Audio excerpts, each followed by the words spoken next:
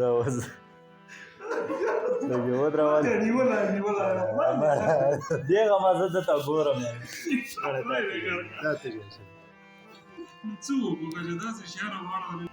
مړه جانان به وي او زړه به پسې نه خوږېږي د سړي ځان به وي او زړه به پسې نه خوږېږي او په دې یریږم چې کمره یې چېرته ونه غورځئ که په دې اوس وخت کې ځوانانو ته زاړه محتاج شو. ستاسو ته دې معلومه وي چې دغه شعرونه د چا دي؟ مړه جانان به وي او زړه به پسې نه خوږېږي د سړي ځان به وي او زړه به پسې نه خوږېږي یقین دې وشه په سینه پورې مې کلک نیولي ستا تصویران به وي او زړه به پسې نه خوږېږي. ملګرو د دغه شعرونو لیکوال ظاهر بیقراره سره ناست دی، څوک چې د ملاګورو سیمې سره تعلق ساتي او دغه یاد وي چې دغه شعرونه به ستاسو د ډېرو خلکو د خولو نه اورېدلي وي، چا به پکې خپل نومونه خېجولي وي، زیاتره فنکارانو هم ویلي دي، خو ده ته هم دا پته نشته چې فنکارانو ویلي دي او فنکارانو ته هم دا پته نشته چې دا شعرونه د ده دي. قربان د دې شعرونو وضاحت هم ورته وکړو، نور شعرونه به هم درنه ووایو. جی سیال صاحب دا شعرونه خو ما تقریبا چې 2021-22 خبره ده چې ما تاسو سره یو مرکه کې شریک کړي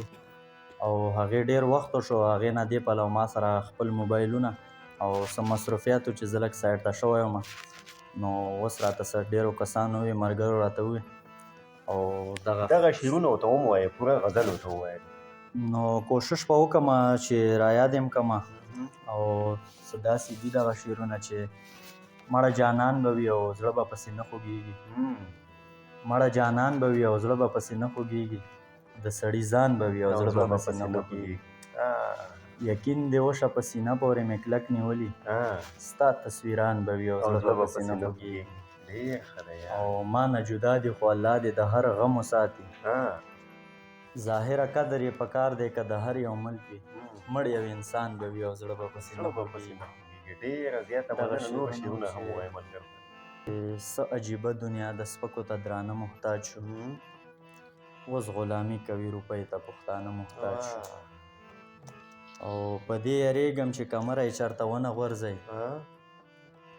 که په دې اوس وخت کې ځوانانو ته زاړه محتاج شو ډېر ښه په دې یریږم چې کمره یې چېرته ونه غورځئ که په دې اوس وخت کې ځوانانو ته زاړه محتاج شو او د یو سړي تلو سره دغه کور کې اور بل شوی د یو سړي تلو سره دغه کور کې اور بل شوی ښځه یې خیر غواړي او کلي ته یې واړه محتاج او سپک چاته مه ګوره دنیا د دلته هر څه کېږي سپک چاته مه ګوره دنیا د دلته هر څه کېږي ډېر مونږ ولیده چې وږو ته ماړه محتاج